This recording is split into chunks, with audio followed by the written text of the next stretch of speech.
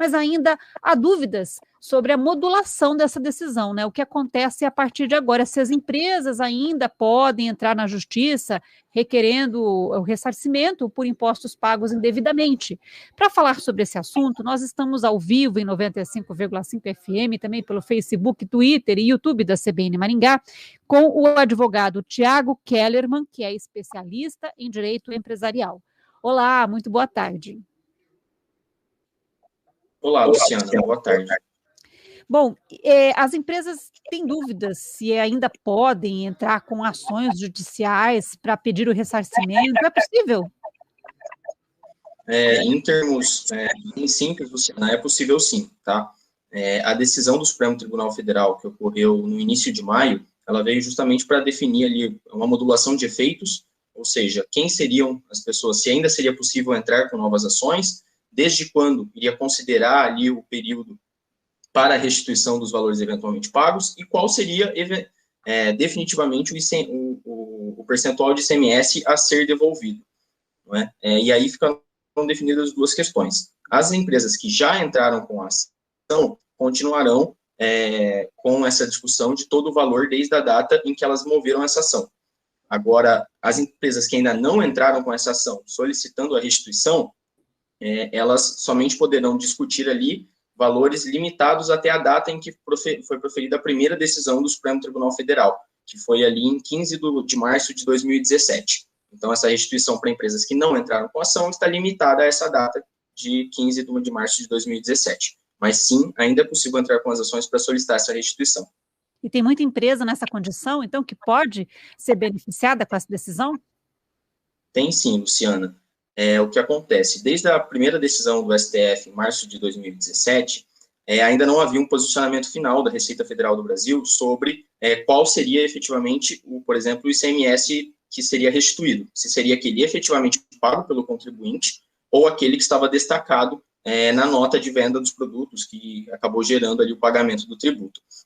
Acontece que essa decisão foi resolvida de vez pelo STF agora, no dia 13 do mês passado. Com isso, passa a ser devida a restituição do valor destacado na nota e não aquele efetivamente pago pelo contribuinte. Então, todas as empresas que realizaram o recolhimento do valor integral ou do valor apenas pago, continuarão tendo direito à restituição da diferença.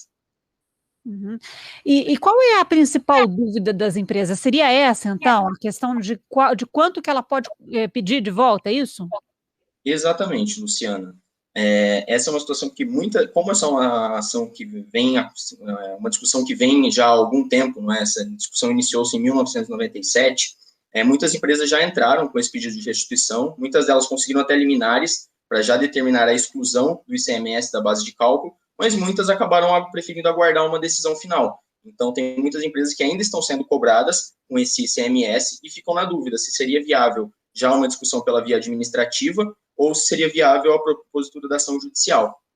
Pela via administrativa, ainda não há uma orientação final, até onde nós sabemos, da Receita Federal sobre essa exclusão, porque a decisão é extremamente recente e a Receita só pode excluir esses valores após uma manifestação da Procuradoria-Geral da Fazenda Nacional, que ainda não ocorreu. Tá? A gente sabe que, no momento, o Ministério da Economia já deu um parecer orientando, né, para que a Receita Federal siga a orientação do Supremo Tribunal Federal, no julgamento final, mas ainda não houve, por exemplo, a expedição de uma portaria, de um ato normativo interno que permita que essa exclusão aconteça.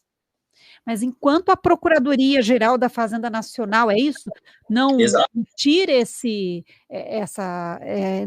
não emitir esse documento, determinar essa exclusão, vai ter uma cobrança, enquanto isso a cobrança continua mesmo já reconhecida como indevida?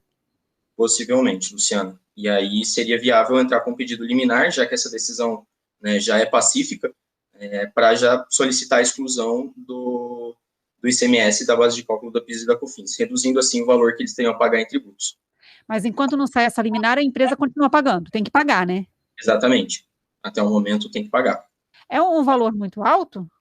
Isso vai depender muito de qual é o ramo de atividade porque o que acontece, né? A PIS e a COFINS totalizam ali cerca de 3,65% do valor de faturamento da empresa. Então, dentro desse valor que é recolhido, o ICMS varia de estado a estado e de venda se é para um estado, é um valor diferente de ICMS, já que nosso sistema tributário é extremamente complexo. Mas ele varia até 18%. Então, para uma empresa que fatura ali em até 1 milhão, provavelmente pagou cerca de 180, no máximo 180 mil de ICMS.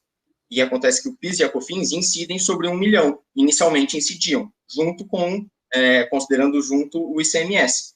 Então, agora retira-se esse suposto 180 mil pagos a título de ICMS e o PIS e a COFINS incidem sobre o valor apenas efetivamente do produto, ou seja, 820 mil. Então, seria ali uma diferença de 3,65 entre 1 milhão e 820 mil, que daria algo em torno de 30 mil por mês reais, 30 mil reais por mês, nesse cálculo hipotético. Agora, quem é que percebeu, quem é que descobriu que esse imposto estava sendo cobrado de forma errada, então, irregular, digamos assim?